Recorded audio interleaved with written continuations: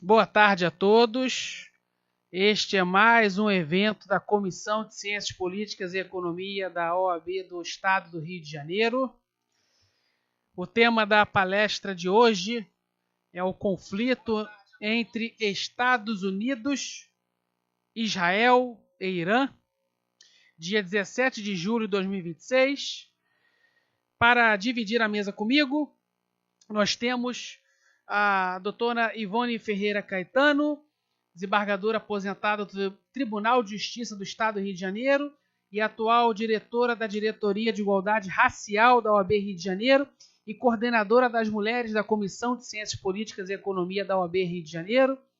Do meu outro lado, nós temos o professor Sandro Teixeira, professor no programa de pós-graduação em Ciências Militares, doutor em Ciências Militares e representante da ESEMI, na International Society of Military Sciences. E, claro, além de mim, Caio César Mirabelli, atual presidente da Comissão de Ciências Políticas e Economia da OAB Rio de Janeiro. Antes de iniciarmos o evento, eu quero também enaltecer a presença do Joel de Oliveira, Dr. Edson Alves Moraes, François Camargo, doutora Flávia Quintanilha, que é a vice-presidente da comissão, Sérgio Vieira de Paula, Dr. Luiz Fernando, o Gilcinei, líder comunitário da colônia de pescadores de Duque de Caxias. Também temos o marido da advocacia, o marido da doutora Ivone Ferreira Caetano. Por favor. Doutor Maurício Caetano. Muito bom. Então, vamos iniciar o evento. Eu vou fazer uma breve abordagem. Passo para o professor Sandro Teixeira e finalizamos com a nossa doutora Ivone Ferreira Caetano. Para quem não sabe, o Estado de Israel é um Estado novo, fundado em 1949. O Estado de Israel possui 3 poderes, que é o poder legislativo, que cria as leis e fiscaliza o poder executivo, o poder executivo, que executa as leis e administra o Estado, o poder judiciário, que é o poder que julga conflitos aplicando as leis. O Estado de Israel tem a figura do primeiro-ministro, que representa o poder executivo, os parlamentares, que representam o poder legislativo, e os juízes, que representam o poder judiciário. O Estado de Israel possui um povo muito diferenciado, porque existem 2 grupos de pessoas naquele país: o israelita e o israelense. Para quem não sabe, o israelita são os descendentes diretos do patriarca Abraão. São os descendentes diretos e sanguíneos de Abraão, Isaque e Jacó, os patriarcas do Antigo Testamento da Bíblia. Para quem não sabe, o israelense é pessoa não descendente de Abraão, Isaque e Jacó, que mora ou nasceu em Israel. Ou pode ser também qualquer filho de estrangeiros que nasceu e mora em Israel. O Estado de Israel é um país judeu que permite a liberdade religiosa, recebendo pessoas de várias nacionalidades e religiões. O Estado de Israel tem eleições livres, eleições democráticas, onde existe a figura da direita, da esquerda e do centro.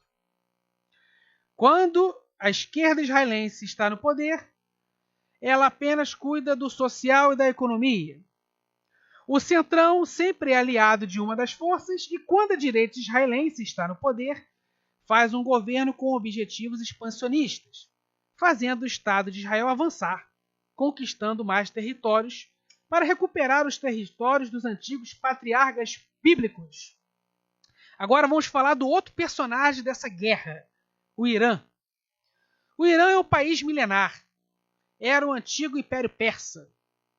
Ciro o Grande, no século VI a.C., criou o poderoso Império Persa, que dominou territórios do Oriente Médio, partes da Europa e da Ásia.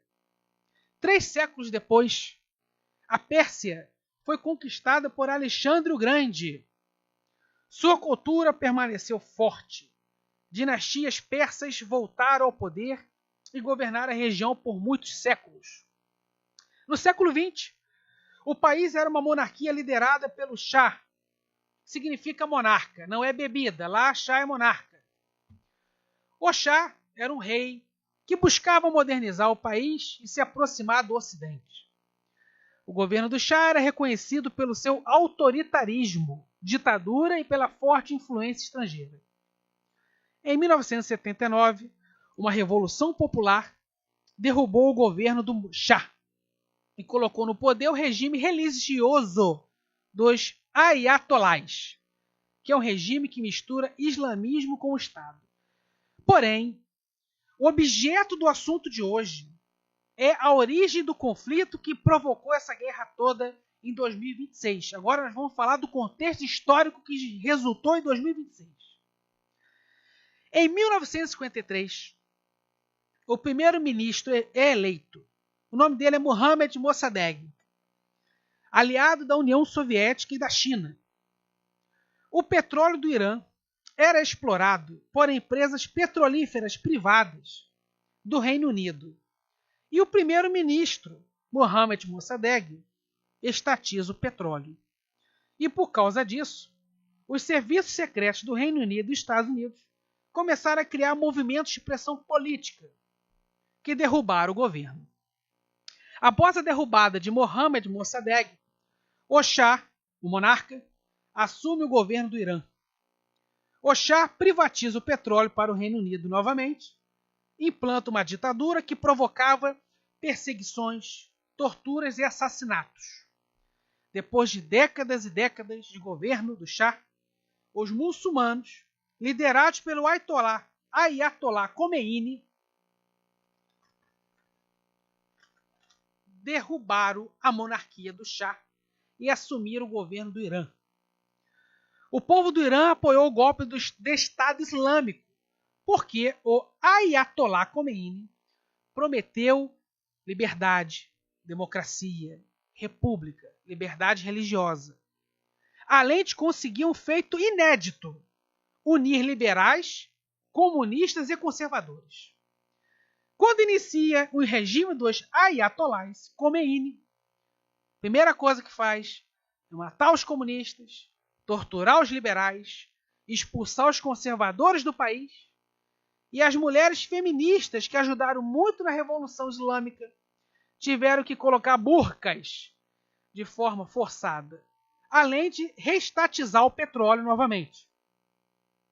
O Irã é uma ditadura, mas também é uma potência econômica, uma potência militar, alinhada com China, Rússia e Índia.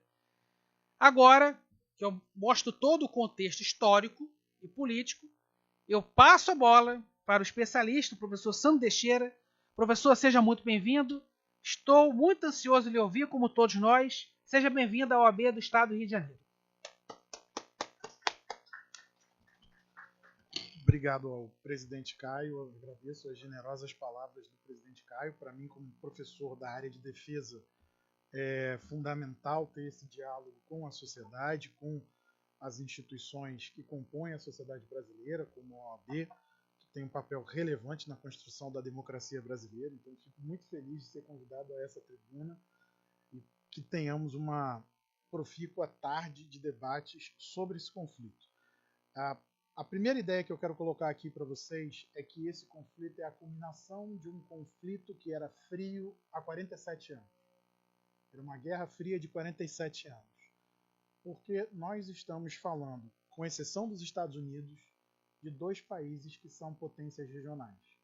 Israel, pela sua capacidade tecnológica, pela capacidade de seu povo, pela capacidade de amalgamar ideias, tecnologias e meios, além de toda a capacidade de solidariedade econômica que Israel possui. Para aqueles que conhecem Israel, é algo impressionante o número de doações que fez aquele Estado ficar de pé, seja em faculdades, seja em hospitais, seja em estradas, e por aí vai. E, por outro lado, uma potência que se faz pela geografia, pela população e pelo caráter civilizacional. Era um choque que já estava, de certa maneira, contratado por algum tempo. Então, quando vemos o choque que começa a sair da dimensão fria e ir para essa dimensão mais quente entre Israel e Irã, primeiro em abril de 2024, depois em outubro de 2024, junho de 2025 com a chamada Guerra dos 12 Dias. E agora, depois de 28 de fevereiro, com a chamada a Guerra dos 40 Dias, que agora já parece que não são mais 40 dias. Afinal, o tratado assinado de cessar-fogo entre os Estados Unidos e o Irã, segundo o próprio presidente americano, já não vale nada. Não tem nem o valor que o papel que foi impresso. Então a gente fica numa situação de como as coisas chegaram a esse ponto. Para que vocês entendam como as coisas chegaram a esse ponto, é preciso entender que o Irã possui um projeto regional e tem no seu caminho dois países. Um é Israel, o outro é a Arábia Saudita. Então, o Irã, desde 1979, com a Revolução Islâmica, aqui bem relembrada pelo Caio, tem um projeto de poder regional. Esse projeto de poder regional é de se colocar como o campeão da defesa da fé muçulmana. Só que há um problema nesse cálculo iraniano. Ele desconsidera o fato de que o Irã representa uma corrente que não é majoritária na fé islâmica. O Irã é um país xiita, é o principal país xiita, só que o problema é que o xiismo dentro do islamismo corresponde ao que seria hoje, a grosso modo, entre 20%, a depender do número da métrica que vocês utilizarem, a 20% a 30% dos islâmicos declarados assim em todo o mundo. Então isso cria um principal problema, primeiro do ponto de vista religioso, para o projeto de poder iraniano na região, segundo, para o Irã na própria região, porque ele fica de frente à monarquia saudita, que dentro da tradição islâmica tem um papel muito importante, simbólico, religioso e que capitaliza isso para a questão política, uma vez que a monarquia saudita da Casa de Saúd é a guardiã da principal cidade sagrada do islamismo, que é Meca. Então, o que sobra ao Irã nesse sentido? O Irã não pode guardar Medina, não pode guardar Meca, e aí também não consegue o controle de Jerusalém, que é uma outra cidade sagrada para os muçulmanos. Então o que sobra ao Irã? Tentar obter isso. Só que obter isso por um choque direto não é interessante, porque logo após a Revolução, o Irã e o Iraque entram em guerra e a gente tem 8 longos anos de guerra, no qual você tem duas vertentes de como deveria se construir um Estado nesse mundo do Oriente Médio. Uma que era um nacionalismo fechado autoritário de Saddam Hussein com o Iraque, a outra uma república teocrática. E o Irã vai à guerra contra o Iraque tentando demonstrar ao mundo que o modelo da república teocrática era, entre aspas, e aí me perdoem a utilização da expressão, mas eu vou explicar logo depois, sustentável. Ou seja, era possível você criar repúblicas teocráticas por todo o mundo. Só que isso era parte do projeto iraniano. Criar repúblicas teocráticas que fossem subordinadas às vontades de Teherã. Isso ajuda a que vocês entendam por que o Irã vai financiar um grupo de resistência à presença israelense no Líbano depois de 1982, que vai se chamar Hezbollah, que se coloca como Partido de Deus, e inclusive cria um mecanismo muito curioso de aproveitar-se de instituições estatais. Então, hoje não existem muitas nações no mundo que reconhecem o Hezbollah como grupo terrorista. Então, hoje a gente tem um número de 22 nações que reconhecem como terrorista. Só que o problema é, o mundo tem mais de 196 nações. Então, a gente tem uma equação aqui complicada, que você tem mais de 100 nações que não reconhecem aquele grupo como terrorista, e sim como um partido político, ou um movimento político, a depender de como vocês queiram qualificar. E aí, qual é a grande sacada de Khomeini ao final da guerra com o Iraque? O Irã não tem capacidade material militar de exportar seu projeto. Então, o que ele precisa fazer? Ele precisa criar e explorar rivalidades na região. E aí o Irã vai criar uma coisa que é denominada eixo da resistência. Em alguns casos, ele vai criar grupos, em outros casos, ele vai apadrinhar grupos já existentes, como, por exemplo, em Gaza, o Hamas, depois a Jihad Islâmica Palestina, o próprio Hezbollah no Líbano. Ele vai tentar apadrinhar outros grupos, ele vai passar por um longo processo de cortejar dos Houthis do Iêmen, até que vai ser bem sucedido.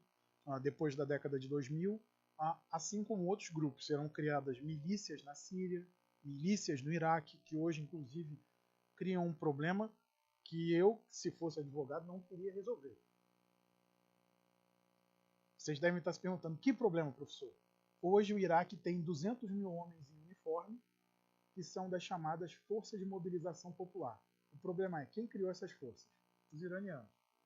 Só que, na saída dos americanos do Iraque, o Estado iraquiano, para tentar criar aquela ideia de a fraternidade e união pós-guerra civil, legalizou e as tornou parte do Estado. Então elas são forças paramilitares que seriam comparadas, por exemplo, se a gente fosse trazer para o ordenamento jurídico brasileiro, às polícias militares. Só que o problema é, imagine 200 mil homens em uniforme, que respondem muito mais a Teherã do que a Bagdá, e que querem receber seus salários, são pagos pelo Estado iraquiano, só que os americanos falaram, bem, se você pagar, o Estado iraquiano, por causa das sanções americanas contra grupos terroristas, não poderá mais pagar nada em dólar e vai ser desligado do SWIFT. Então é essa a encruzilhada que, por exemplo, o Iraque hoje enfrenta. Se o Iraque pagar esses homens, pagar o salário, estou falando de salário apenas, o Iraque não vai poder mais botar a mão em dólar. Esse é um dos pontos que a gente está vendo nesse conflito aqui, que a gente se propõe a falar nessa tarde. Então, esse mecanismo iraniano de criar diversos grupos, explorar diversas áreas, conseguiu criar também fontes de renda para driblar mecanismos de sanções que foram colocadas pela ONU, pela União Europeia, pelos Estados Unidos ou por ainda outros países, e que inclusive exigem arranjos delicados. Então, por exemplo, o Brasil tem um arranjo extremamente delicado com o Irã para vender o frango halal.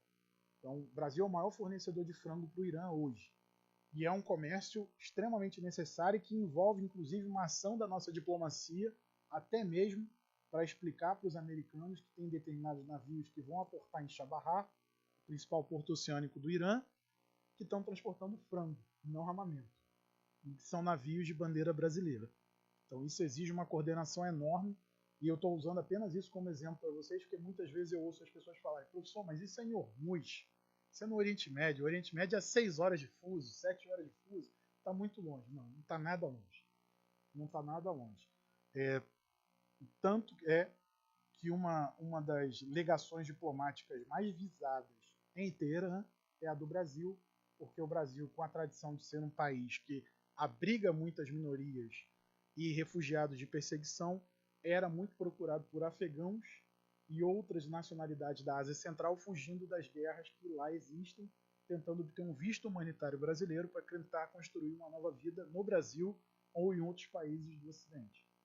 Esse é um ponto que mostra como esse conflito não está longínquo de nós. Além do fato de que a gente tem laços consanguíneos, nós temos dezenas de milhares, de milhões de brasileiros que são descendentes de israelenses, que são judeus, dezenas de milhões de brasileiros. Você tem mais brasileiros descendentes de libaneses do que a população do Líbano, por exemplo. Você tem brasileiros que são descendentes de iranianos, que são persas, e por aí vai. Então, nós temos uma ligação muito cara com aquela região e muitas vezes nós somos observados como exemplo da possibilidade de uma coexistência. Entretanto, nós não estamos no contexto de conflito que lá há. Então, sem dúvida, existe um problema enorme diante de nós. E o que a gente vai ver a partir do 7 de outubro de 2023, com os ataques terroristas em Israel feitos pelo Hamas, pela Jihad Islâmica e pelos mais 27 grupos militantes que existem dentro de Gaza, fora pessoas de Gaza que aproveitaram-se daquele momento do caos dos ataques no 7 e 8 de outubro para tentar fazer algum tipo de ganho material ou até mesmo ganhos do tipo... Existe uma história que me impressiona muito de uma menina que foi sequestrada, estava no Festival Nova, conseguiu fugir, e foi sequestrada por um pai e um filho, e vendida ao Hamas na cidade de Gaza por $5.000. Então, nem todos os reféns foram capturados pelos grupos terroristas no 7 de outubro. Teve gente ali que foi capturada por gente de Gaza, que trouxe essa pessoa de antes para Gaza e vendeu essa pessoa aos grupos ali na região. E aí, o 7 de outubro abala não só Israel, não só a faixa de Gaza, não só o norte de Israel e o sul do Líbano, mas ele abala toda a região, porque a gente vai ter um ciclo ainda não resolvido de guerras que vão mudar a região, que vão mudar toda a questão ali colocada, porque você vai ter o Irã decidido a espremer Israel de vez, e aí, estando em Israel em 2025, eu ouvi uma expressão muito curiosa, para os iranianos, essa aliança de grupos não estatais apoiada por Teherã é o eixo da resistência. Para Israel é o denominado Anel de Fogo. Anel de Fogo porque ele justamente tenta fazer com Israel o que os Estados Árabes tentaram fazer em 1948, que foi fazer com que aquele Estado fosse literalmente jogado no mar e completamente destruído. Então, o 7 de outubro quebrou qualquer ideia de que esses grupos não seriam capazes disso. A população israelense percebeu isso muito bem e, mais do que isso, atores na região e atores locais perceberam isso muito bem, como foi o caso dos Estados Unidos. Inclusive, isso ajuda vocês a entenderem por que logo após os ataques do 7 de outubro, nós tivemos o deslocamento de 2 navios da aeródromo, que a gente chama popularmente de porta-aviões dos Estados Unidos, um para o Oceano Índico, outro para o Mediterrâneo, para sinalizar ao Irã de que você tinha claramente ali o compromisso americano na defesa de Israel. Isso não dissuadiu o Irã de atacar Israel. Não dissuadiu simplesmente porque aqui a gente também tem os efeitos de uma guerra nas sombras. Que guerra nas sombras é essa? Mais ou menos, a gente pode remeter isso em uma fase um pouco mais acirrada desde 1990 para cá, no qual Israel percebe que o regime dos ayatolás olha para Israel como a grande causa que pode criar uma viabilidade do Irã ser a potência regional. Eu não posso hostilizar a Arábia Saudita por Mecca e Medina. Eu não posso hostilizar os Estados Unidos porque eu estou muito fraco pós-guerra Irã-Iraque. Quem me sobrou para hostilizar? Um estado pequeno que tem uma população muito menor que a minha e que tem um território menor do que o estado de Alagoas. Então, eu vou hostilizar isso. E é muito interessante de perceber como essa agenda de hostilização ao Irã vai crescer dentro de Israel e vai crescer de uma forma que vai criar um aparato ideológico no qual o Irã vai se pintar não mais como o grande campeão da fé muçulmana, mas como defensor dos povos oprimidos pelo Ocidente na região. E o que Israel tinha a ver com isso? Nada, mas Israel virou o alvo dos dardos, e aí você vai ter hostilização, ataques terroristas, sequestros, ocorridos principalmente em território europeu, em alguns países da região, e isso foi gerando uma troca de golpes entre esses dois países. Eu sequestro turistas seus que estão na Bulgária, um destino muito comum para israelenses de férias, para se banhar no Mar Negro, ali, principalmente em Varna. Vai lá Israel e elimina lideranças ligadas principalmente à Força Quds, que é a força de elite da Guarda Revolucionária Iraniana. Isso foi ocorrendo até que Israel começa, a partir dos anos 2000, a perceber que o Irã está avançando em tecnologia nuclear. E tecnologia nuclear, eu sou um professor de ciências militares, eu posso dizer para vocês que não se brinca. Tecnologia nuclear, quando vira armamento, é um armamento que não tem restrições, não tem pudores, ela destrói tudo. É a arma feita para não ser utilizada, porque a gente sabe do uso dela, a capacidade destrutiva que um artefato nuclear tem. E quando eu falo de artefato nuclear, eu não estou falando de um artefato nuclear como vocês pensam em Hiroshima. Em Hiroshima ou Nagasaki. Eu falo de um artefato nuclear, um míssil que é do tamanho dessa sala, que carrega uma ogiva do tamanho desse copo e que pode eliminar bairros inteiros de uma grande cidade que tenha 1, 2, 3 milhões de pessoas. Então, no caso de um país concentrado geograficamente como Israel, isso não é uma alternativa possível. Não é. Então, você tem uma série de ataques ali à questão do programa nuclear iraniano. Isso vai vindo de 2000, 2006, aí tem a Operação Jogos Olímpicos, uma operação de Israel e dos Estados Unidos, a destruição das centrífugas Natanz, mas todos esses golpes eram respondidos pelo Irã. Em abril de 2024, Israel elimina 2 generais iranianos em Damasco. O Irã decide que acabou esse tit for tat, ou seja, eu elimino um seu, eu tomo um seu. Não. E aí faz um ataque de mísseis contra Israel. Então ali as regras desse conflito estavam reescritas. E é um pouco o que a gente está vendo agora. Então isso depois em outubro de 2025, em outubro de 2024, Israel consegue eliminar uma série de outras lideranças iranianas. O Irã responde de novo na mesma maneira. E é o que a gente está vendo. Só que a gente tem o segundo mandato de Donald Trump, que dessa vez tem uma causa extremamente atraente para atacar o Irã. Vocês viram o que ele fez na Venezuela em 3 de janeiro desse ano. Quando ele fez isso em 3 de janeiro desse ano na Venezuela, pode parecer, do ponto de vista do direito, extremamente ilegal, e eu não estou aqui dizendo que é legal, não. Do ponto de vista do direito internacional, foi ilegal o que ele fez. Mas do ponto de vista do poder bruto real, ele fez um grande golpe contra a China. Ele tirou 5% do suprimento de petróleo chinês. A gente tem que lembrar que o século XXI é o século da competição das grandes potências e você precisa, basicamente, para competir em produção de chips, utilização de IA, computação de alta performance, você precisa de 2 coisas, ambas as quais o Brasil tem. Então eu fico um pouco preocupado da gente estar esperto e negociar isso bem.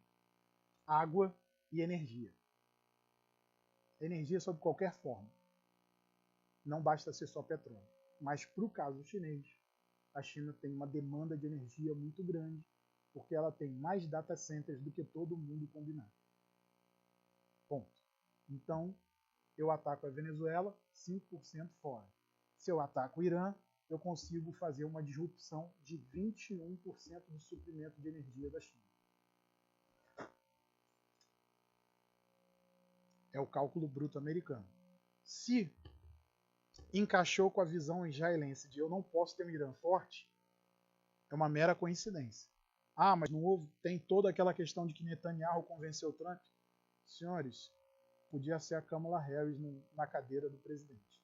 Ela iria dar essa pancada nos iranianos, com Israel ou sem Israel. É muito claro isso. O Irã é um tabuleiro da confrontação geopolítica Estados Unidos-China. Só que é um tabuleiro que tem uma regra própria. Ele tem um projeto de poder para a região, ele está com boa parte dos seus proxies hoje, seus atores do eixo da resistência destroçados. O Hamas foi destroçado, não acabou, mas foi destroçado pela guerra em Gaza. A Guerra Islâmica Palestina nem preciso falar nada. Outros grupos muito mais. E aí, o que sobra hoje para o Irã? Os Houthis do Iêmen e o Hezbollah no Líbano. Por isso que para o Irã é extremamente importante tentar criar um cessar-fogo que salve o Hezbollah. Porque num outro momento haverá paz. Num outro momento o Irã vai tentar aproveitar para recriar esses grupos. Só que se ele não salvar o Hezbollah, ninguém vai querer lutar pela bandeira de Teherã mais à frente. Então aqui a gente tem muito colocado um desafio. E aí, qual é o problema atual nesse momento, pós-acordo de cessar-fogo, pós-interrupção das operações israelenses no sul do Líbano, e por aí vai. O problema é, você tem uma divisão do poder no Irã, você tem um ayatollah que nesse momento é o ayatollah de Schrödinger, está na caixa, ninguém sabe se ele está vivo, se ele está morto, né? Isso acaba gerando um estilhaçamento do poder no Irã, então você tem uma facção mais pragmática no sentido de dizer, não que eles tenham acordado e decidido amar os Estados Unidos ou Israel, não, eles simplesmente são pragmáticos, eles olham para o contexto geral e falam, eu preciso trazer dinheiro rápido, porque se eu não trouxer dinheiro rápido, no momento em que a guerra parar, eu tenho uma rebelião popular, porque afinal, se uma coisa a história nos ensinou, é que população com fome e sem nada a perder, derruba governo, em qualquer lugar do mundo. E você tem uma facção mais radicalizada, e aí é até uma ironia, né? Em 2020, no final do seu primeiro mandato, o Trump mata o chefe da força Quds iraniana, que era o Qassem Soleimani. que foi o arquiteto, que foi o grande arquiteto de toda essa arquitetura de proxies iranianos no Oriente Médio. Só que ele tinha uma autoridade tão forte sobre a Guarda Revolucionária que ele conseguiu afastar elementos ultra-radicais. Todos esses elementos agora estão no poder nesse momento, pós-eliminação das lideranças iranianas, pós 28 de fevereiro. O comandante da Guarda Revolucionária, Ahmed Vahid, o novo secretário do Conselho de Segurança Nacional do Irã, que é o Mohammad Zolgar, que foi expulso da guarda em 1998 pelo Soleimani, porque ele era declarado radical demais. Eu fico imaginando, um cara que era radical, te expulsar porque você é radical demais, eu fico imaginando que ele devia eliminar até o átomo. Né? Então, assim, sem dúvida é algo impressionante. E a própria volta de um antigo chefe da Guarda Revolucionária, que é o Mohsen Rezaei, como assessor militar do novo Ayatollah, que é o Mojtaba Khamenei. Então, sem dúvida, aqui a gente tem um choque entre essas duas bases. Não é uma guerra civil declarada, mas é um estilhaçamento de poder, onde você tem figuras que querem negociar e figuras que não querem negociar. Isso gera, naturalmente, um enorme choque, um enorme problema. Então, por outro lado, você tem Donald Trump, que não é um presidente americano de guerra. Por mais impressionante que isso possa parecer, eu falando para vocês, mas é um cara que gosta de negociar e gosta de vender a ideia de que ganhou. Então ele é um pouco refém do seu próprio sucesso. Como assim? A operação na Venezuela deu tão certo que ele achava que podia replicar isso em várias partes do mundo. Então, de certa maneira, era a ideia que ele tinha com o Irã. Só que o problema é que o Irã não era o passeio que ele esperava que ele teve em Caracas. O Irã é um ouriço, tradicionalmente tem uma questão nesse sentido. Até agora a gente teve, nessa semana, a publicação de uma fascinante história onde os israelenses tentaram cultivar uma liderança iraniana, né, até pitoresco que tenha sido o antigo presidente iraniano, o Ahmadinejad, que foi o presidente iraniano desde a criação da República Islâmica mais vocal contra Israel, inclusive criou enormes problemas quando teve no Brasil, na Rio+20, mas, sem dúvida, o cenário atual é um cenário no qual a gente tem um conflito não resolvido e que deve se arrastar por talvez algumas semanas, alguns meses, mas que aponta para um horizonte de escalada e impactos na economia global. Impactos não só no petróleo, que é o que todo mundo está preocupado, mas impactos em alumínio, em fertilizantes e outros produtos que são produzidos por esses países da região e que são muito importantes para nossa própria vida aqui, ainda mais com um país como o caso brasileiro, que tem um agro muito forte e precisa de fertilizantes e precisa comprar de outras fontes que não a Rússia em guerra com a Ucrânia. Então, sem dúvida, a gente tem um conflito que parece longe, mas está muito próximo de nós. Espero ter feito aqui uma apresentação desse difícil panorama, presidente Caio. Obrigado pela palavra. Excelente, professor. Vou passar a fala agora para a doutora Ivone Ferreira Caetano e após a fala dela, se alguém quiser perguntar alguma coisa para o professor Sandro Teixeira, para mim ou para a doutora Ivone, se alguém quiser falar alguma coisa, vocês estão vendo os microfones aí nas mesas de vocês, basta vocês botarem na direção da boca, apertar o botãozinho e falar, tá? Então eu passo agora a fala para a nossa rainha do Alto e Baixo Egito, Ivone Ferreira Caetano. Vossa Majestade, a palavra é sua. O senhor viu, né? Boa tarde a todos e a todas. Eu quero agradecer ao doutor Caio Mirabelli a delicadeza de ter me convidado para estar presente hoje aqui. Eu vou falar sobre a busca pela paz. A guerra entre o Irã e seus adversários trouxe sofrimento, trouxe destruição e insegurança para milhares de pessoas. Em qualquer conflito, quem mais sofre é a população civil, que sonha apenas com a oportunidade de viver em paz e reconstruir suas vidas. Diante desse cenário, torna-se essencial que as nações busquem o diálogo.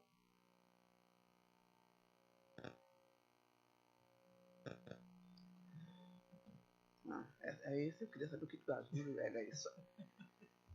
Que as populações busquem o diálogo e o respeito mútuo. A paz não é um sinal de fraqueza, mas de sabedoria, pois somente por meio da negociação é possível evitar novas perdas humanas.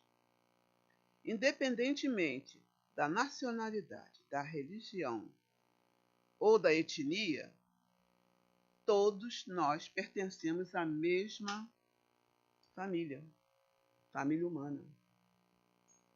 As diferenças entre os povos devem servir para promover o conhecimento e a cooperação e nunca o ódio ou a violência. Que a busca pela paz entre as raças seja um compromisso permanente de governos e cidadãos.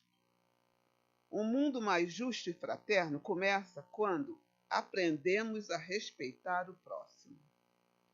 O próximo é valorizar a vida acima de qualquer conflito. Temos que ter em mente mais união, mais diálogo e menos bombas. Muito obrigada.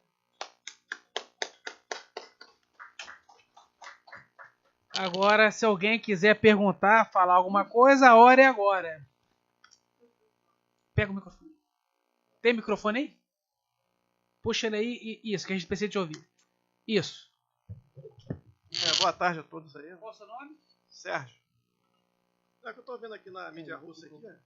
O Paquistão tem militares na Arábia Saudita. Tá? E os Houthis, né? Estão atacando. Não é guerra entre a Arábia Saudita e os Houthis. E o Paquistão está com medo de se envolver com esse conflito aí. E tem armas nucleares. Eu queria saber do professor o que ele acha o que pode acontecer. Aguarde de rico. Tá. Eu tenho a formação em história e muitas vezes eu me refugio na história para responder as perguntas assim que não são fáceis. Então, Tancredo Neves tinha uma excelente frase que dizia que em política pode acontecer tudo, inclusive o nada. Mas o Paquistão tem um grande número de militares na Arábia Saudita hoje para fazer a proteção do reino. Existe uma aliança muito grande. Os sauditas bancam muito a combalida economia do Paquistão, mas o que provavelmente a gente vai ver é material ali de defesa aérea, porque o que a gente esse ataque saudita ao aeroporto de Sanaa que ocorreu essa semana não está explicado, porque os sauditas eram os principais interessados em uma trégua que eles assinaram em 2020 com os Houthis, quando eles fizeram a intervenção na Guerra Civil do Iêmen em 2015, só que é uma intervenção que foi desastrosa para os sauditas. Né? Então eles se retiraram em 2020, assinaram um acordo e ainda mostraram uma coisa surpreendente. Os Houthis cumprem acordos, por mais que pareçam completamente malucos, os Houthis cumprem acordos que assinam, uma coisa muito curiosa. E aí os Houthis atacaram um aeroporto saudita. O que a gente pode acabar vendo é um pouco essa troca de mísseis e ataques a determinados alvos, mas o fato de que você teve um ataque e depois os sauditas não mantiveram os ataques, isso pode ser talvez ali também uma coisa que mais para frente a gente vai descobrir que os sauditas tenham tentado ou tenham sido bem-sucedidos em eliminar um alvo que fosse interessante para eles, ou um material, ou uma pessoa, algo que a gente chama de alvo de alto valor. E aí isso compensaria o ataque e o backlash político de você fazer uma ação como essa. Fiz o ataque, foi localizado, foi dessa maneira e foi assim. E aí eu tomo a resposta, eu aceito e mantenho, agora parou. Eu fiz um, você fez outro e tudo bem, volta ao 0 a 0. Então eu sinceramente acredito que isso deve se manter. Agora, se a escalada que a gente está vendo aparecer hoje na imprensa americana, se ela se confirmar, os paquistaneses podem ficar tranquilos porque os Houthis vão começar a atacar Israel de novo. Porque os americanos notificaram Israel de que vão colocar mais aviões-tanque em bases e aeroportos israelenses, para desespero da autoridade de aviação civil de Israel, que não aguenta mais perder finger para avião tanque americano. Então, aí sim, os paquistaneses podem ter um sono mais tranquilo em Riad.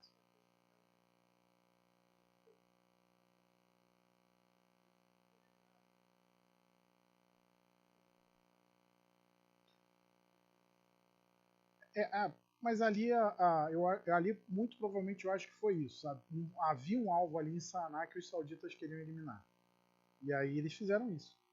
Porque o problema na região, existe uma gramática que não é comum à América Latina, graças a Deus, lembrando do que foi falado pela doutora Ivone, que é uma gramática de força.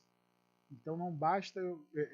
a diplomacia é parte da força. Aqui não. Aqui na América Latina, bem ou mal, a gente conseguiu resolver as nossas diferenças. Então eu não espero ver um míssil argentino, um míssil voando na nossa direção. O único míssil que infelizmente a gente vai ter que aturar é um míssil chamado Messi, né? Então espero que a Espanha aposente ele no domingo, mas a gente não tem essa gramática aqui, mas na região do Oriente Médio, infelizmente, essa gramática é muito comum. A gramática de usar a força e depois você puxar para uma negociação. Então pode ter sido isso. Pode ter sido isso que a gente tenha visto. Agora eu vejo com muito pouco risco a utilização do armamento nuclear paquistanês contra os Houthis. Até porque o armamento nuclear paquistanês existe com um vizinho dele. Exatamente. Existe para dissuadir a Índia de qualquer ideia. É basicamente para isso. Não é uma vizinhança tranquila. E ainda tem problema de fronteira não resolvido. Então, isso também fica complicado. Tenho uma pergunta. Boa tarde a todos. Sou o Edson, Dr. Edson, advogado, especialista na área trabalhista e também me aventuro na área previdenciária. Né? E como militar, né, servi bastante tempo ali em Manaus, como militar da Marinha, eu sempre tive a opinião de que a paz, né, aprendi assim, né, que a paz é apenas um intervalo entre uma guerra e outra. Né? E pelo que eu conheço da história de Israel, a história de Israel vem sendo uma história de luta, não uma luta de classe, né, mas a luta pela própria sobrevivência. E a pergunta é, esses interesses, né, estratégicos de ambas as partes, no caso Israel e Irã, esses interesses estratégicos aí, é possível uma solução diplomática viável ou somente mesmo quando uma nação destruir a outra?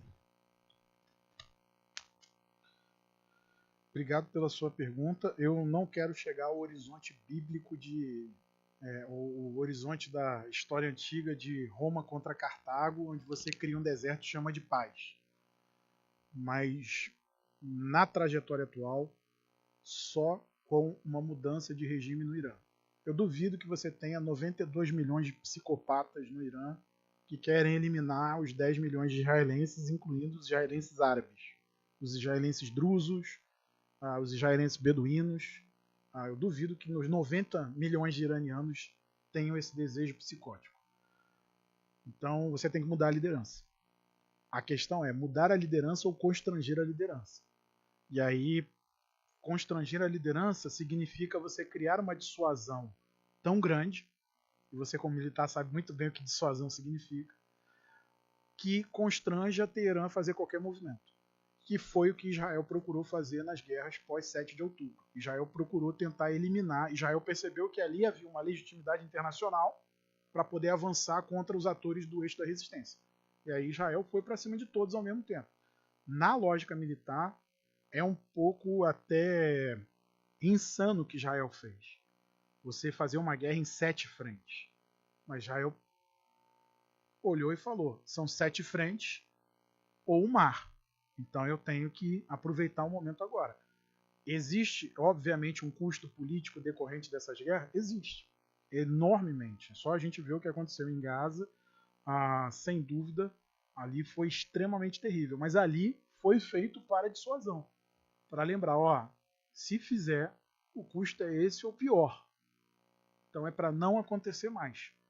Para criar uma lição não só para o Hamas, não só para os palestinos de Gaza, que são diferentes dos palestinos da Cisjordânia, mas para que você possa colocar para todos os atores na região o alto custo que é uma ação contra Israel. É uma dissuasão por força extrema.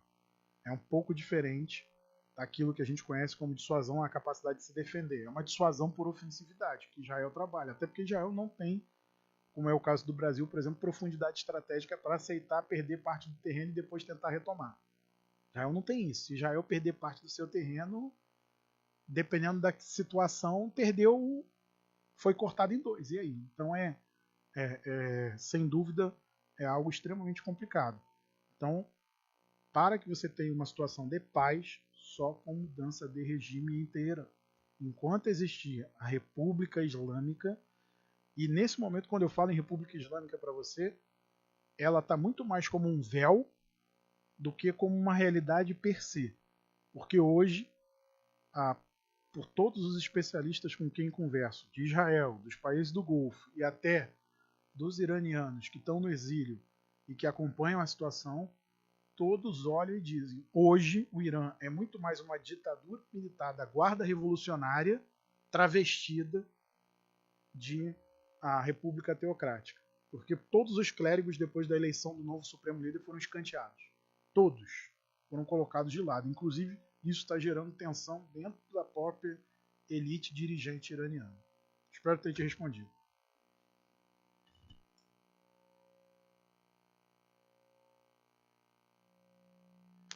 Tem uma dúvida. Bom, uma dúvida. Já que o Irã, né, que nós estamos falando aqui, ele está nesse pé atual, será que Israel, os americanos lá com Trump, aquela turma toda, será que eles não pensaram que essa coisa poderia ir para esse lado? Quer dizer, tiraram do poder aqueles que eram mais democráticos, entre aspas, e colocaram uma turma que agora só fala em guerra. Quer dizer, os caras já falaram: bateu, a gente revida. Revida, a gente bate. Foi um erro de cálculo ou eles queriam que acontecesse isso mesmo? E de fato foi o que aconteceu, né? François, sua pergunta tem duas respostas. Uma israelense e uma americana. Na americana, não havia noção de que ia subir uma ala tão radical, principalmente na guarda. O governo Trump é um governo que está disposto a negociar com todos. Quando eu falo com todos, é com todos. É o governo que é capaz de chegar para um regime que sempre foi anti-americano, como o chavismo, tira a cabeça do regime e fala para o regime: quanto? Quanto é?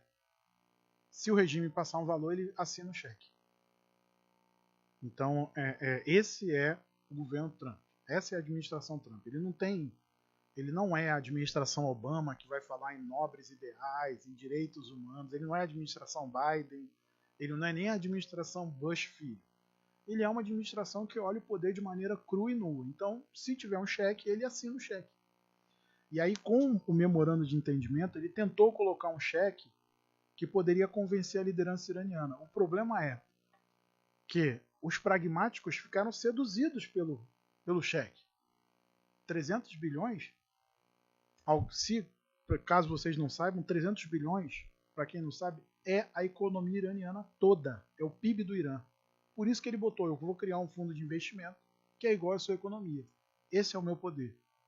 Porque o problema do Trump é que ele não enxerga as coisas necessariamente pelo prisma militar.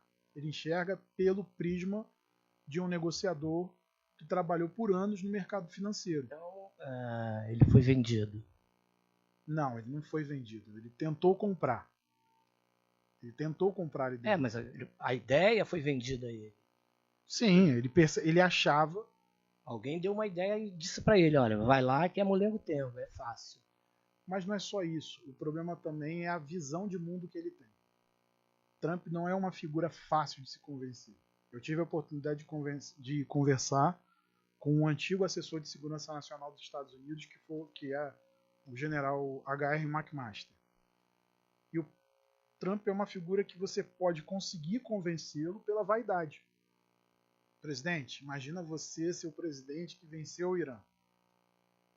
O Irã é muito mais forte que o Iraque, mas você é um cara poderoso. Então, Trump é uma figura muito venal, com pouco foco de atenção. Então, nenhuma conversa com ele dura mais do que 5 minutos, porque ele não tem foco para isso, a não ser que você fique o adulando. Então, ele quer ser adulado, ele quer ser elogiado, ele quer ser...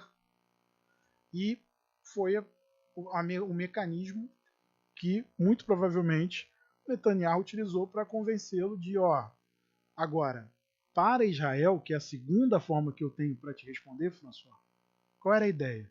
Eu vou trocando a liderança até o momento que vai ter alguém que vai falar, pelo amor de Deus, não aguento mais, vamos tentar negociar alguma coisa aqui. Esse líder radical, tudo bem, elimina. Tem esse líder radical, tudo bem, elimina. Esse líder radical, tudo bem, elimina. Uma hora, ou a organização se dissolve, como aconteceu com o Setembro Negro e algumas outras organizações que Israel enfrentou durante sua história. Mas lá que saibamos, lá é o Estado, não é uma organização criminosa, é o próprio Estado. Tudo bem. Essa luta aí é contra o Estado iraniano. Então, aqueles que estão lá, hoje no momento, eles fazem parte do Estado. Sim, François. Então, ele vai ter que eliminar todos. Quem entrar no Estado. Quer dizer, eu acho que isso, como eu estava conversando com vocês ali fora, isso não vai acabar nunca. O desejo da desembargadora não vai ser concretizado nunca. Eu posso ir pela lógica que você está apontando agora, ou eu posso ir pela lógica que, durante anos, Israel teve um inimigo fidagal na sua fronteira, que era um cara chamado Bashar al-Assad, que tomou uma pancada em 2007, chamado Operação Outside the Box, que foi a eliminação do programa nuclear sírio por Israel, e depois disso ele nunca mais tentou nada contra Israel. Eu não preciso que o meu inimigo aperte a minha mão, eu só preciso dissuadir ele de fazer algo contra mim. Eu acho que nesse caso então, o que acontece? Essa... Na visão israelense é muito clara, inclusive, quando eu faço acompanhamento do conflito para o Exército Brasileiro, era muito claro quando o conflito começou, e eu via todos os comentaristas israelenses falando, vai ser igual a operação da OTAN na Sérvia, que é a Operação Allied Force. Foram 90 dias de bombardeio sobre a Sérvia, até que a Sérvia decidiu assinar a paz. A ideia israelense era isso. Eram 90 dias de bombardeio sobre o Irã, para forçar o Irã a assumir um compromisso. O problema é que, com 40, Trump pulou fora do barco. E o Irã também revidou, né? A Sérvia estava... Naquela época, a Sérvia estava em pedaços. A Sérvia derrubou uma série de aviões. Mas estava em pedaços, porque na realidade era a Iugoslávia, que eles foram cortando ali, foram fatiando, e os próprios fatiamentos era que brigavam com o próprio Estado sérvio.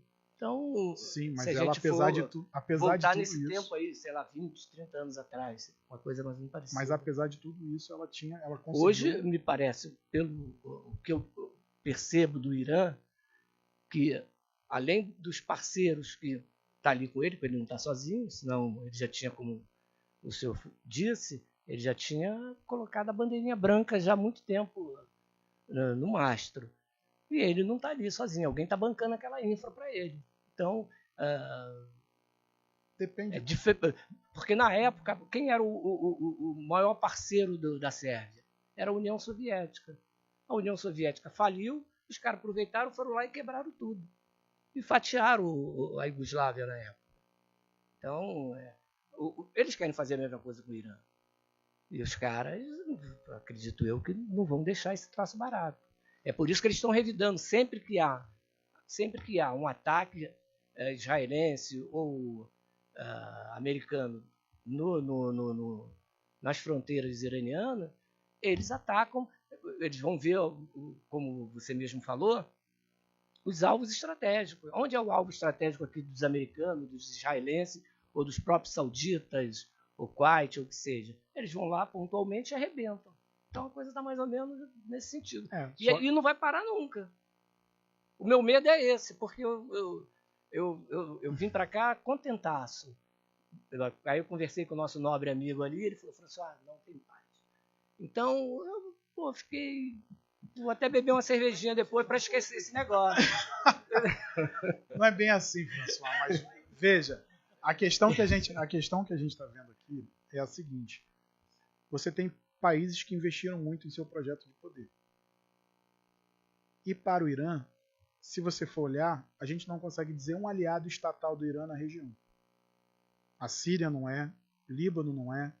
O Líbano fez um acordo de paz com Israel, que o Irã ignorou completamente. Diz que ele é que garante o desejo libanês. Isso é um atropelo, inclusive, a uma coisa que eles mesmos diziam professar, que era a autodeterminação dos povos. Ora, se o governo libanês, em nome do povo libanês, assina a paz com Israel, e aí o Irã diz, não, isso não é válido, assim, quem é você para dizer o que é válido ou o que não é válido? Então tem esse ponto. E nesse cenário, François, o Irã investiu, a República Islâmica investiu anos e anos e anos e anos nessa questão de poder, para construir capacidades, armamentos que os países do Golfo simplesmente não construíram, porque os países do Golfo acharam que a proteção americana era suficiente. Só que o problema é, a proteção americana não é, porque os países do Golfo, me perdoem todos os meus amigos israelenses, deixa eu só terminar, François. Os países do Golfo não têm, uma coisa aí, me perdoem todos os meus amigos israelenses, mas os países do Golfo não têm a capacidade de lobby que Israel tem no Congresso americano. Então, isso força, inclusive, mudanças de estratégia americana. Toda a capacidade de defesa americana na região tem que ser utilizada para reforçar Israel, por exemplo. Tem que ser utilizado para reforçar as bases americanas na região. Isso está gerando movimentos dos países do Golfo em dizer, olha, eu vou começar a comprar tecnologias diversas. Aí você vai ter a Emirados Árabes Unidos indo atrás de tecnologia israelense. A Arábia Saudita indo atrás de tecnologia da Coreia do Sul. E os ucranianos desesperados por dinheiro dizendo, eu tenho como fazer material antidrone, vamos trabalhar com isso. Então, esse cenário está colocado. Agora, o problema é que a gente está olhando para um conflito que começou em 28 de fevereiro, achando que é um conflito que começou em 28 de fevereiro. E não começou em 28 de fevereiro. Na verdade, ele começou em 1979, e agora é que a gente está no meio de uma etapa que pode ser uma resolução desse conflito. O problema é que quando você tem um conflito que foi imaginado, treinado durante muito tempo, são tipos de conflito que não são resolvidos de maneira rápida. Então aí a gente vai para uma coisa que é talvez a pior forma de guerra existente, que é inclusive o que os russos estão fazendo com a Ucrânia, é a guerra de atrito. Ou seja, você vai trabalhar com o desgaste e você vai criar um desgaste tal que o seu oponente vai parar de respirar. Seu oponente vai ficar completamente esgotado. E de certa maneira, o approach ali que você pode ter com um regime como o iraniano. Agora, o problema é, se você vai utilizar força, e eu sou professor de estratégia, a gente tem que ter, quando você vai utilizar força, você tem que ter muito claramente a visão do que você quer. O que eu quero? Como eu pretendo conseguir? E diante desse uso do que eu pretendo conseguir, como eu pretendo sair disso? Mais difícil do que entrar em uma guerra é sair de outra. Então o problema é, nesse caso, eu não vejo na administração Trump um plano claro para sair do Irã. E ao mesmo tempo ele quer sair rápido, só que aí ele tem que amarrar Israel, e Israel está ali olhando, eu vou conviver com um vizinho que toda hora fala em me destruir, pinta murais em todas as cidades, dizendo que vai me destruir. Eu vou conviver com um cara desse? Não posso. Então esse é o problema. E por ser um conflito que vem desde 1979, você tem talvez a coisa mais perversa possível, que é a educação das novas gerações ditada pelo ódio. Então você tem as crianças sendo ensinadas, você tem que matar aquele cara ali, você tem que matar aquele cara ali. E esse é talvez o principal obstáculo para a paz. Você tem que construir uma nova realidade. Só que construir essa nova realidade é dificílimo.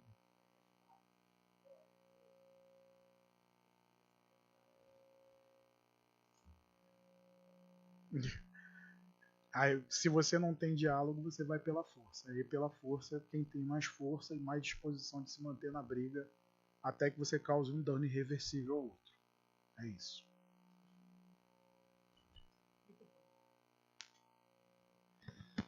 Um ótimo dia a todos. Eu sou André Goldman, sou do Instituto de Israel de Ciências de Defesa. O Instituto de Israel de Ciências de Defesa hoje está aguardando o término do acordo entre Líbano e Israel para a gente poder fazer o treinamento das tropas libanesas, tá? A gente que vai treinar as tropas libanesas contra o Hezbollah. Eu queria só falar com todos os presentes que hoje acho que a maior garantia da paz é o respeito, né?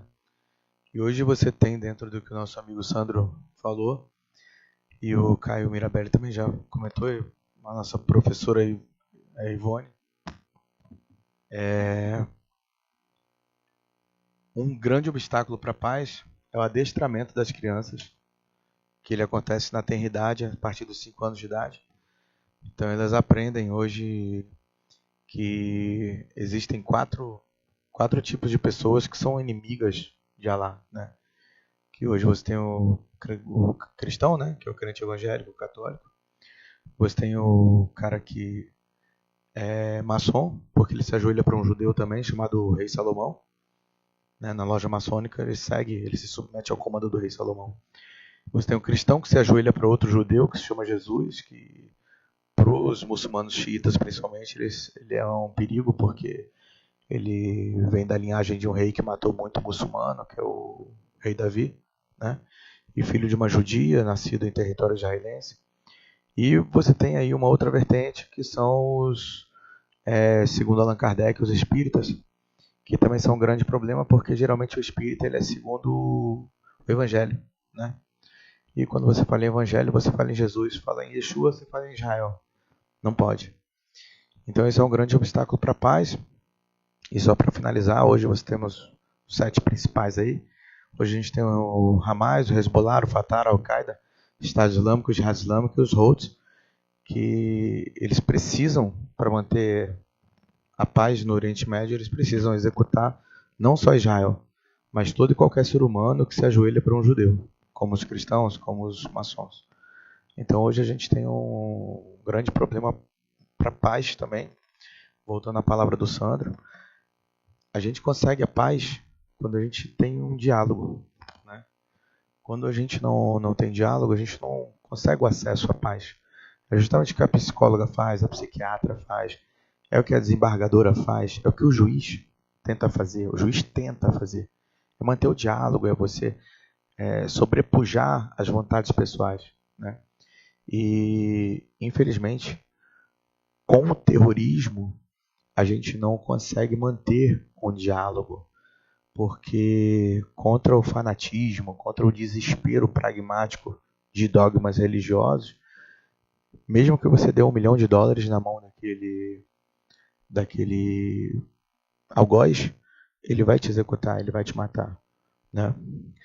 E só para finalizar, hoje a gente também, em Israel, tem algo que incomoda muito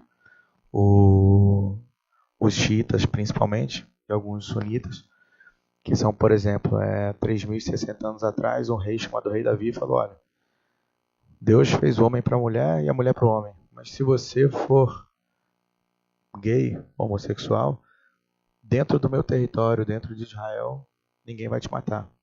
Então, já naquela época, os homossexuais tiveram essa liberdade de saber que em Israel eles não seriam executados, não seriam mortos. Em 1912, isso virou rei em Israel, e quando a ONU reconheceu o Estado de Israel como país, essa lei foi reconhecida internacionalmente, né? Então, hoje, o homossexual ele tem total liberdade, ele é um ser humano como qualquer outro em Israel. E isso no mundo islâmico, não só na Sharia, mas em todas as leis, esse cara merece a morte. Então, Israel, para eles, também peca por causa disso. Então, uma infinidade de outras questões, como a questão da mulher, pesa também em relação a essa guerra, porque, Sandro, na doutrinação das crianças, para vocês saberem, hoje, para se doutrinar uma criança a executar judeus e cristãos, você pesa muito a questão da mulher, né? Sansão e Dalila, se alguém já ouviu falar em Sansão e Dalila. Sansão, há 3.065 anos atrás, fez o decreto quíntuplo, que virou lei em Israel, autorizando a mulher a ser juíza, autorizou a mulher a ser advogada, autorizou a mulher a votar, autorizou a mulher a abortar e autorizou a mulher a divorciar. No Brasil, o divórcio foi em 1992 e a primeira juíza federal em 1973 no Brasil, né? Então, isso gera muita dificuldade para o diálogo. E sem diálogo a gente não vai conseguir a paz. E obrigado pela atenção de todos aí. Prazer falar para vocês. Qual o nome do senhor? Esqueci. André Goldman. André, concordo com quase tudo que tu falastes, só que... Nada, relaxa. Só que não é todo o islâmico que não suporta a Jesus, né? Porque tem no Alcorão, o livro sagrado dos muçulmanos, Jesus ele é muito querido, muito até respeitado, porque ele é um dos grandes profetas junto com o profeta Maomé. Mas sim, eu acredito que tenha correntes ideológicas dentro do Islã que possa sim ter esse preconceito contra Jesus, concordo. Mas eu quero fazer 2 raciocínios rápidos aqui, provocando o professor Sandro Teixeira. Vamos lá, professor. Adoro polêmicas. Adoro ser processado, é incrível. Pô, eu vou processar um advogado na casa do advogado, sou maluco. Vida sem emoções não tem graça. Vamos lá. Há fortes indícios que o Irã ele patrocina 2 grupos, que é o Hamas, que é um grupo terrorista, mas ao mesmo tempo é um partido político que administra a faixa de Gaza. E o Irã também há fortes indícios que patrocina o Hezbollah, que é um grupo terrorista, mas também é um partido político que está muito forte no sul do Líbano.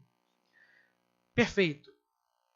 Como acabar com esses caras se é impossível acabar com um partido político? Porque o que alimenta um partido político não são homens nem mulheres, muito menos armas. São ideias. Está no campo do abstrato.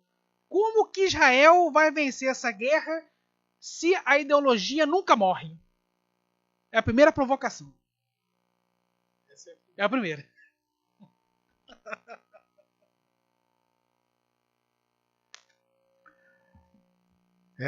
Eu acho que era melhor tomar um processo.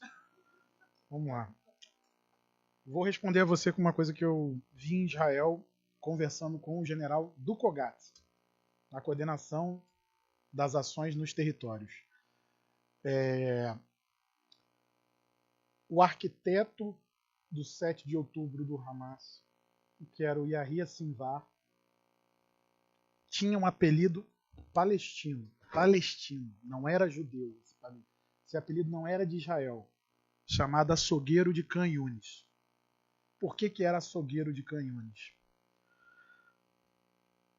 Porque ele percebeu que, enquanto você mantiver um ciclo de guerra com Israel, vai ser lucrativo para o Hamas.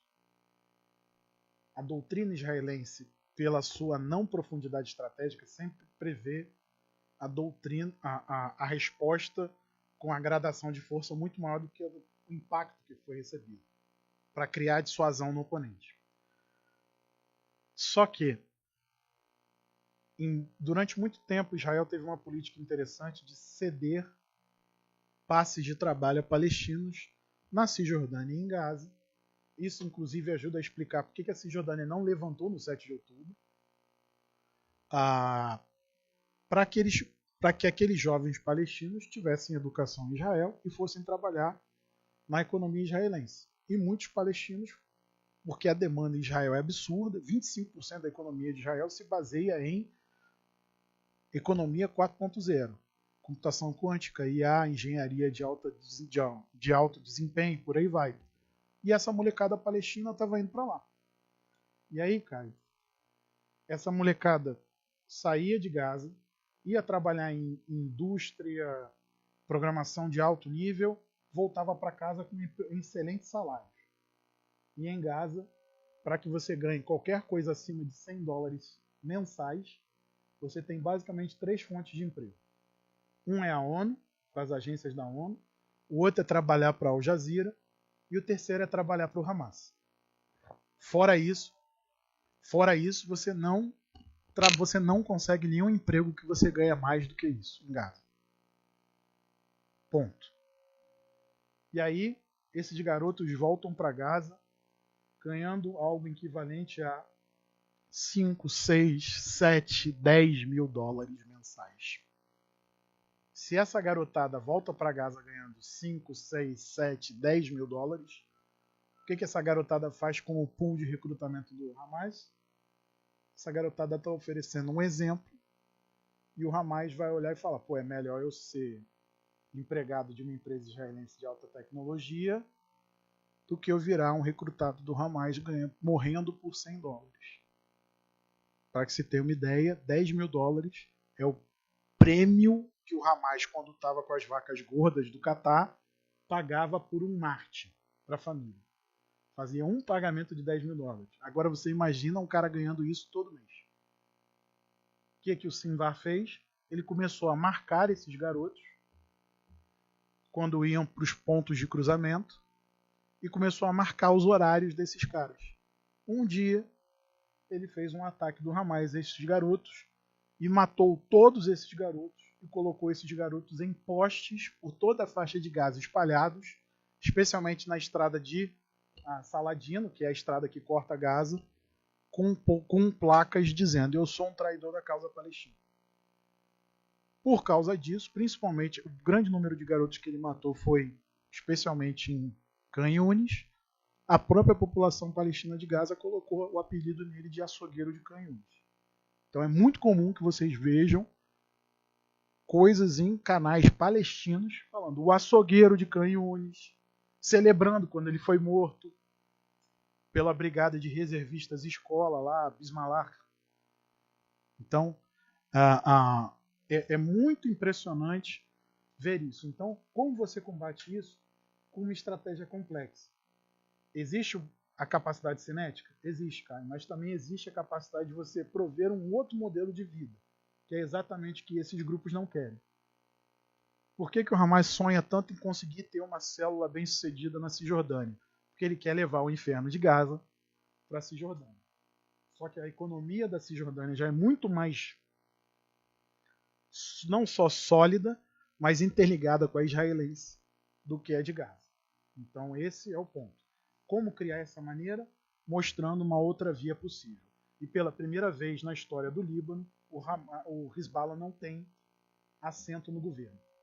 Por isso que ele está trabalhando tão forte para tentar destruir o governo do general Aoun, que é um cristão, e do primeiro-ministro, que é um muçulmano, que era ministro da Corte Internacional de Justiça. Então, é você mostrar uma outra maneira de viver. Esses grupos não toleram isso.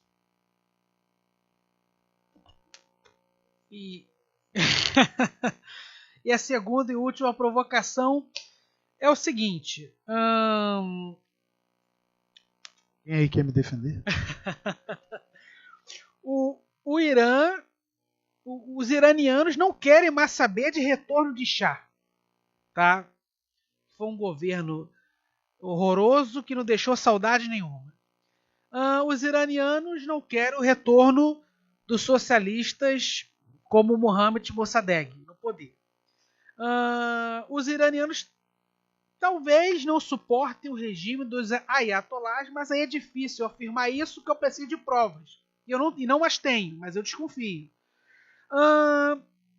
Como vencer o Irã sem ser pela guerra? É tirar o regime dos ayatollahs, mas vai tirar colocando quem? Porque o poder não fica vago. Ele tem que ser ocupado imediatamente. Quem seria uma opção louvável para tirar os ayatollahs e botar alguém que fizesse o Irã parar de alimentar esses terroristas aí do Hamas, do Hezbollah? Qual o seu parecer sobre isso? Em janeiro a gente viu a população iraniana nas ruas de maneira muito brava, de maneira muito heróica contra o regime, e que de certa maneira, criou o consenso em Israel de que o regime estava muito fraco, porque o regime teve que mobilizar milícias do Iraque, e aí alguém falou em Hezbollah no Iraque. O Hezbollah do Iraque é diferente do Hezbollah do Líbano, e os iranianos tentaram fazer a franquia no Iraque, aí só que a franquia do Iraque ela é curiosa, porque ela gosta muito de dinheiro e de contrabando. Aí ele ainda rachou em dois. Não, ele tem atacado. Ele tem atacado inclusive com drone. Inclusive com drone tipo FPV, né, que é o drone que você usa o óculos para operar. Exatamente. Só que o que fica aqui para nós, cara, assim, como é que você vence um regime como o Irã? O problema é qual é a contrapartida que você vai oferecer à população? Qual é a maneira que você vai criar para lidar com essa liderança? Então, eu não vou mentir para vocês. Infelizmente, a alternativa cinética vai ter que ser parte da solução. Porque existem figuras na liderança iraniana, eu tenho certeza que eu consigo fazer um acordo com o ministro das Relações Exteriores, com o presidente do parlamento, com o presidente Pezeshkian, que aliás é profícuo em dar declarações que o regime odeia, que ele deu uma declaração recentemente dizendo que quando ele era jovem e era soldado do exército nos anos 70, o salário dele ele conseguia com o salário comprar uma motocicleta. E hoje o soldado não consegue nem comprar o gás para levar para casa. Então assim, veja, e aí ele falou aquilo com choque e aquilo foi imediatamente percebido pelos ayatollahs como uma declaração de traição. Então é até um fato impressionante o fato dele estar vivo ainda. Né? É só lembrar que com 7 dias de guerra ele foi à TV pedir desculpas aos países da região que estavam sendo atacados. Dizendo que eles só estavam atacando alvos do Irã, aí a guarda foi, interrompeu a transmissão do programa dele para dizer que ele tinha que ser ignorado pela população. Então é uma figura interessante. É uma figura bastante interessante. Como você vai conseguir criar uma nova realidade? Você tem que ter um programa de reconstrução. Porque eu posso dizer para você, pelo contato que eu tenho com pessoas que conhecem a sociedade iraniana, não só a sociedade está tão cansada que o regime já não consegue mais mobilizar a população utilizando o elemento religioso. Então, o que o regime tem feito de 2024 para cá, cara? Ele tem utilizado o orgulho civilizacional persa.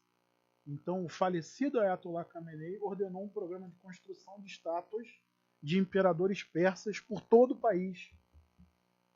Outdoors, com um imperador Shapur IV, que é famoso porque foi o imperador que conseguiu vencer um imperador romano. E aí tem uma cena que ele conseguiu não só vencer, como capturar um imperador romano, o imperador Valeriano. E aí tem uma cena famosa na cidade mortuária lá dos imperadores persas, que é Shapur sob cavalo e o imperador romano agachado. Inclusive a lenda é que esse imperador romano como prisioneiro era utilizado para que o imperador persa subisse no cavalo. Era utilizado como degrau. Então, o Khamenei começou a botar esse tipo de estátuas. Eu tenho uma figura, eu até depois mostrei essa figura para um ex-embaixador do Brasil em Teherã, que é o embaixador Gradiloni, e ele falou, é isso mesmo. Quando a gente teve o cessar-fogo nos 40 dias, aí é um pouco surreal, vocês até podem até não acreditar no que eu vou falar, a Guarda Revolucionária, ela encomendou um festival em Teherã de shows, aonde você tinha um cantor, e aí você tinha uma figura enorme de um guerreiro persa, segurando uma lança, dividindo um escudo com um cara da guarda de hoje, com a imagem do Irã. Então, há um cansaço na sociedade, há um crescimento de um movimento antirreligioso por identificar que a religião foi que colocou o país nessa roubada. E aí o regime está nos seus estertores ideológicos finais. Só que, de certa maneira, a guerra acaba ajudando o regime porque as pessoas também não vão aceitar um governo imposto por potências estrangeiras. Porque elas já tiveram isso. Mossadegh, o Shah, o controle dos anos 20, a ocupação na Primeira Guerra Mundial, a ocupação na Segunda Guerra Mundial. né? Só lembrar que a União Soviética só foi sair do Irã em 1950, da porção que ela ocupava. Os britânicos saíram em 46. Então, existe um trauma muito grande de ocupação estrangeira, né? E existe um orgulho popular muito grande. E talvez essa seja uma via para ser explorada. Talvez seja por isso que Israel tentou explorar o Ahmadinejad, porque ele é uma figura que é de uma política que, para traduzir para vocês, ele é um populista. Ele é um populista no sentido do populismo como a gente conhece no Brasil. Pô, a gasolina tá cara, eu vou baixar a gasolina. Você não sabe como ele vai fazer, mas ele vai fazer. O preço da casa tá caro, eu vou resolver isso. Então, e ele, como presidente, ele tentou fazer isso, só que isso gerou muito conflito com o Khamenei. Tanto que o Khamenei fez o quê? Na hora que ele foi tentar competir para ser reeleito, curiosamente ele foi vetado pelo Conselho dos Guardiões da Revolução de ser candidato. O presidente foi vetado.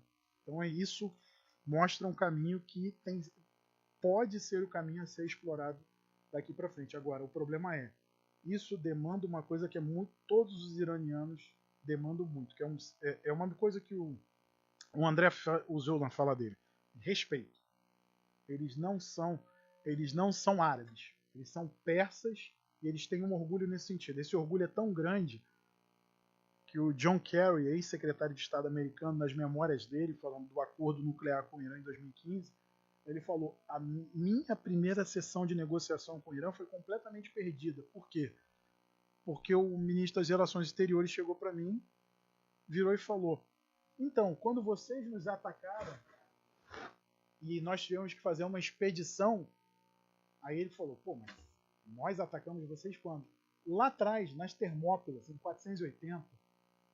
Aí o John Kerry falou: E aí, todo um dia de negociações foi só o ministro das Relações Exteriores do Irã reclamando de como o Irã sempre foi atacado pelo Ocidente. O problema é o Ocidente desde a Grécia Clássica.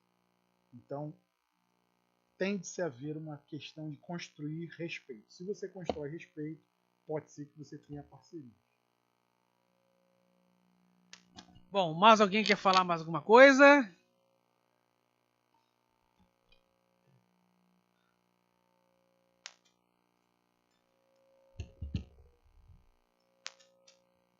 Está comprando o F-35, né? Israel não está gostando muito. Gostaria da opinião do professor sobre isso. Israel, Grécia. A Grécia também é inimiga A Grécia também não gosta. E alguns outros países da região também não estão gostando. O único país que está feliz, se realmente os turcos forem colocar a mão no F-35, que uma coisa é o que o Trump fala, outra coisa é o que acontece, a gente tem que lembrar disso, vai ser a Rússia. Porque aí você vai ter um país que opera S-400 e opera F-35. Aí você vai saber quais são as vulnerabilidades do F-35 para produzir a nova geração do sistema de defesa aérea. Uma coisa é a Turquia, outra coisa é um cara chamado Recep Tayyip Erdogan, né, que é um presidente que na verdade quer ser o novo sultão, né? Ele quer acabar com toda a reforma de Kemal na Turquia. Enquanto a Turquia for liderada por Erdogan, eu acho que ele sempre vai ter essa vocalidade para hostilizar os outros países da região e para tentar criar impasses na região. Quando eu falo impasses, eu não falo apenas de hostilizar Israel, não, tá? Eu falo inclusive de criar problemas na Síria. Então, um campeonato de esporte global, né? Vou pedir a prisão do Netanyahu, né? Vão reclamar de árbitro apertando a favor da Argentina na Copa, né? Campeonato isso aí, mas tudo bem. Quem reclama mais? Mas assim, o Erdogan está tentando construir uma proeminência turca sobre a região. E ele está tentando jogar a cartada do Khamenei pai para a região. O problema é, será que essa cartada vai funcionar? A cartada do Khamenei foi o quê? Eu não posso hostilizar abertamente os Estados Unidos, porque o Khamenei pai ele era muito avesso a risco. Ele era muito avesso. Então eu hostilizo, principalmente no campo discursivo, Israel. Eu acho que ele está tentando colocar essa cartada para se pintar como grande líder, só que o problema é, Erdogan tem que lembrar que o que faz a Turquia forte é o fato de que a Turquia é a grande encruzilhada da região, mas ao mesmo tempo é o que também torna a Turquia frágil, ser a encruzilhada da região. Então eu não posso ser o negociador de tudo ao mesmo tempo. Eu não posso ser o mediador de Rússia e Ucrânia. Eu não posso ser o mediador de outras situações se eu quero tirar vantagem de todas elas. É o que ele acha que é possível. Mas nenhum país conseguiu ser mediador de tudo todo o tempo. Mais alguém? Bom, então, se mais ninguém tem perguntas para o professor Sandro Teixeira, vou finalizar o evento. Muito obrigado a todos pela atenção, carinho, perguntas, interesse. Uma excelente tarde. Declaro encerrado o evento da Comissão de Ciências Políticas e Econômicas